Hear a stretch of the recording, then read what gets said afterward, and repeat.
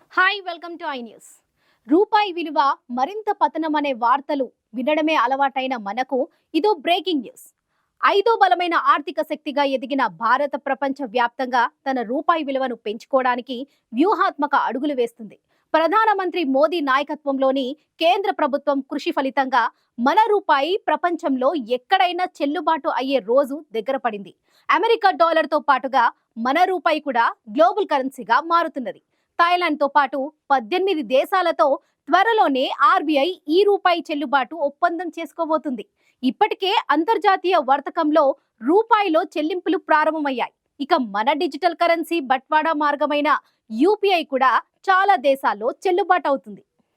American dollar, Europe euro, China yuan, Singapore dollar, Kuwait dinar ముందు డీలా పడ్డట్టు కనిపించే మన రూపాయి తలెత్తుకునే రోజులు దగ్గర పడ్డాయి. ఇక మన రూపాయి ప్రపంచంలోని చాలా దేశాల్లో చెల్లుబాటు అయ్యే పరిస్థితులు వచ్చాయి. అంతర్జాతీయ వర్తకంలో ఇప్పటి వరకు రారాజుగా చెలామణి అవుతున్న అమెరికన్ డాలర్ కు చెక్ పెట్టే రేంజ్ లో మన రూపాయి పరపతి పెరుగుతుంది.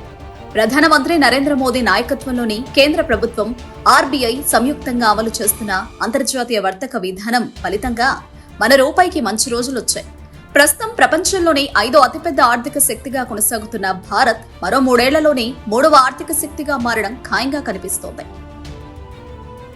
2047 కల్లా ప్రపంచంలోనే భారత్ నెంబర్ 1 స్థానానికి చేరుకుంటుందని ప్రధాని మోదీ ఇప్పటికే ప్రకటించారు. పెరుగుతున్న ఆర్థిక శక్తికి తోడుగా మన వర్తక వాణిజ్యాన్ని నడిపే రూపాయి కూడా తన విలువను పెంచుకుంటుంది. అంతర్జాతీయంగా మన రూపాయి డాలర్తో పాటు గౌరవం పొందుతుంది. భారత్ ఇప్పటి వరకు విదేశాలతో చేసే వ్యాపారం కోసం అమెరికన్ డాలర్ ని ఎక్స్చేంజ్ కరెన్సీగా వాడుతుంది. రూపాయిని అమెరికన్ డాలర్ తో మార్చుకునేందుకు చాలా డబ్బులను మారకం రుసుముగా కూడా చెల్లించాల్సి వస్తుంది.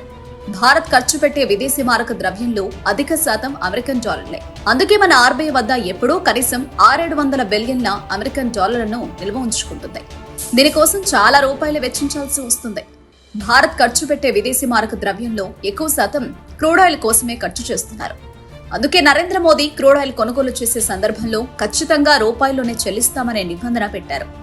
ఆయిల్ ఉత్పత్తి చేసే ఏ దేశానికైనా భారత్ అతిపెద్ద వినియోగదారు. అందుకే ఆయిల్ దేశాలు భారత ఒత్తిడికి తలొగ్గాయి. రష్యా నుంచి దిగుమతి చేసుకునే క్రూడ్ ఆయిల్ కు భారత్ రూపాయల్లోనే చెల్లింపులు చేస్తుంది. తర్వాత యునైటెడ్ అరబ్ ఎమిరేట్స్ నుంచి కొనుక్కునే క్రూడ్ ఆయిల్ కు కూడా రూపాయినే వాడింది. సౌదీ అరేబియా, అమెరికాల మధ్య పెట్రో డాలర్ ఒప్పందం ముగిసిన వెంటనే రంగంలోకి దిగిన భారత్ రూపాయిని వర్తక మారక ద్రవ్యంగా మార్చే ప్రయత్నం చేసింది. రష్యా, యుఏఈలకు చెల్లించినట్లే సౌదీ అరేబియాకు కూడా రూపాయల్లోనే చెల్లింపులు జరిపి ఆయిల్ కొంటామని షరతు పెట్టింది. భారత్ మొత్తం 39 దేశాల నుంచి ఆయిల్ దిగుమతి చేసుకుంటుంది.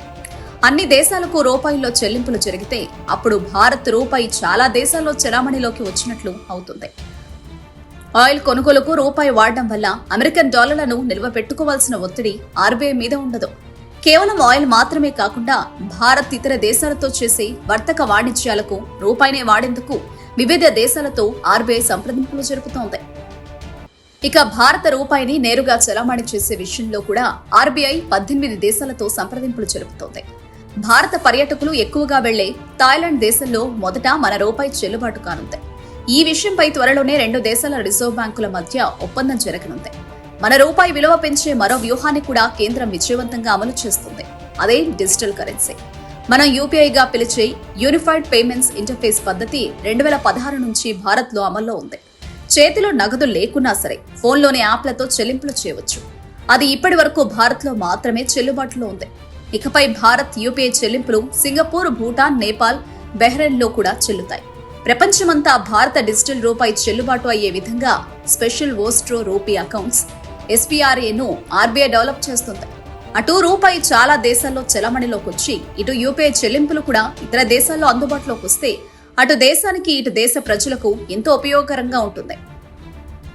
భారత్లో ప్రస్తుతం ఏ దేశం పోవాలన్నా ఆ దేశ కరెన్సీని కొనుగోలు చేసుకోవాల్సి వస్తుంది. దానివల్ల ఎక్స్చేంజ్ రేటు చెల్లించాల్సి వస్తుంది. ఇతర దేశాల్లో కూడా డాలర్ మాదిరిగా రూపాయి చెల్లిస్తే ఈ బాధ తప్పుతుంది.